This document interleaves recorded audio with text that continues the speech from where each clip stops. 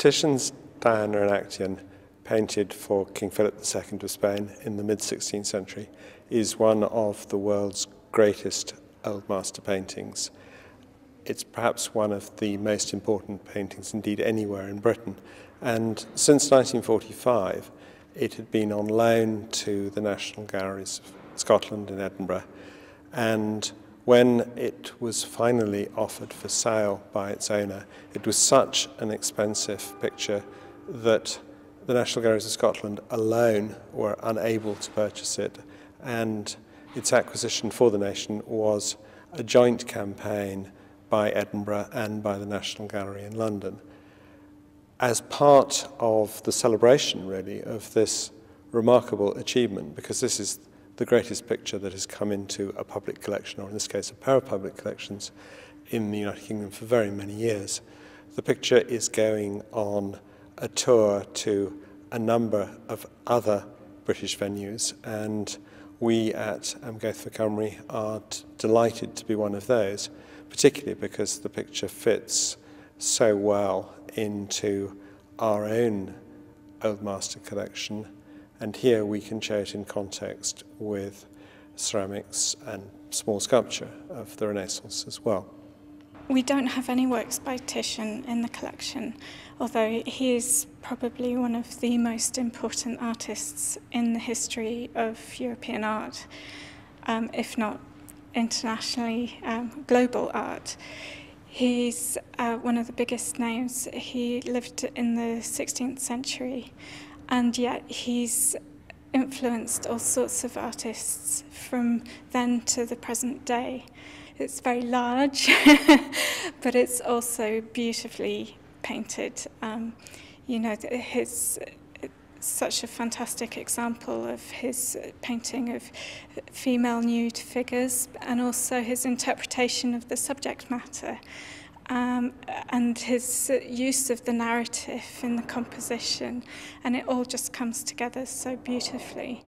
The painting depicts an episode from the Ovid's poem, The Metamorphoses, which was written in several volumes. This scene, in fact, depicts Actaeon, who has been out hunting for the day and has become separated from his companions. And on his walking through the woods, he stumbles upon Diana, who is bathing with her nymphs. And here you see him sort of bursting in on the scene, and all the nude nymphs and Diana herself trying to shield themselves and to shield Diana from this intruder.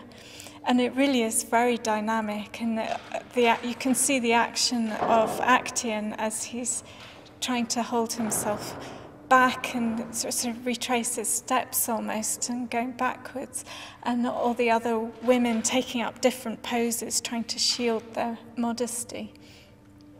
What happens in the story is that Diana is so affronted by this intrusion that she turns Actaeon into a stag, and as a stag, Actaeon is hunted down by his own dogs and killed.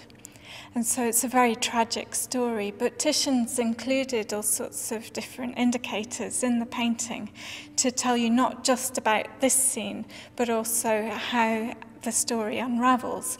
And so in the very background, you can see Diana,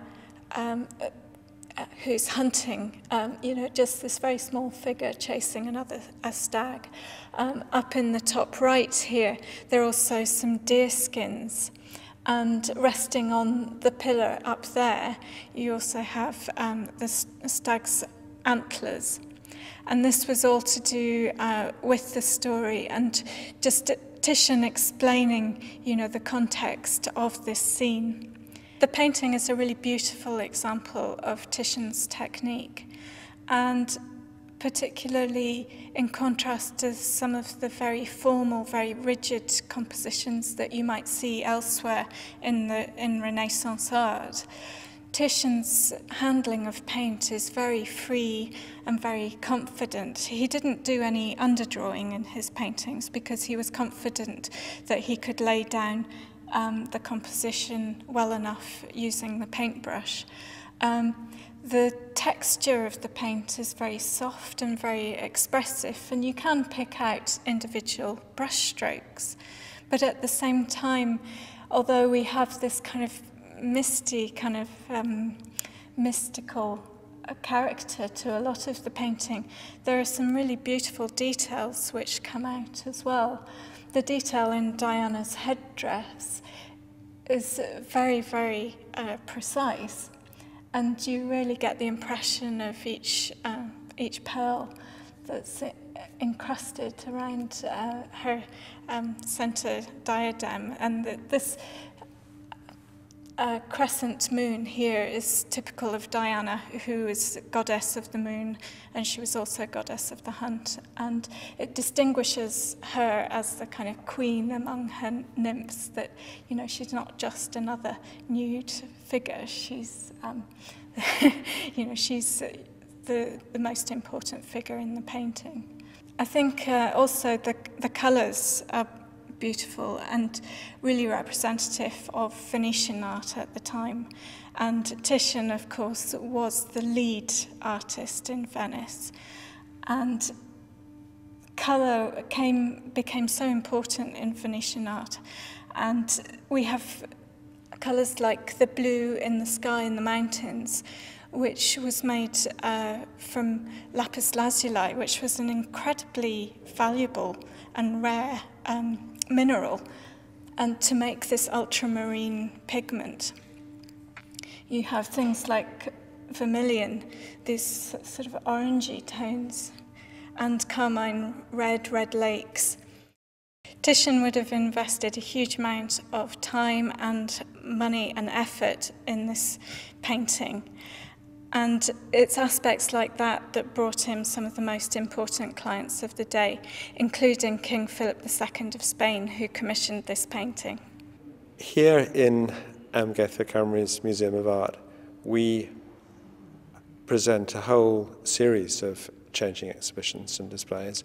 Sometimes these occupy several rooms, but in this instance what we've done is to take one great picture on loan, to isolate it, as you'll see, on one wall, but also to have around it a number of our own works of this same period. And this has been a relatively straightforward exercise for us to do, though the sheer size and scale of the painting actually made its installation here quite difficult. But that aside, it's been a relatively simple exercise, but one I think that will bring great opportunities and benefits to our visitors during this next couple of months.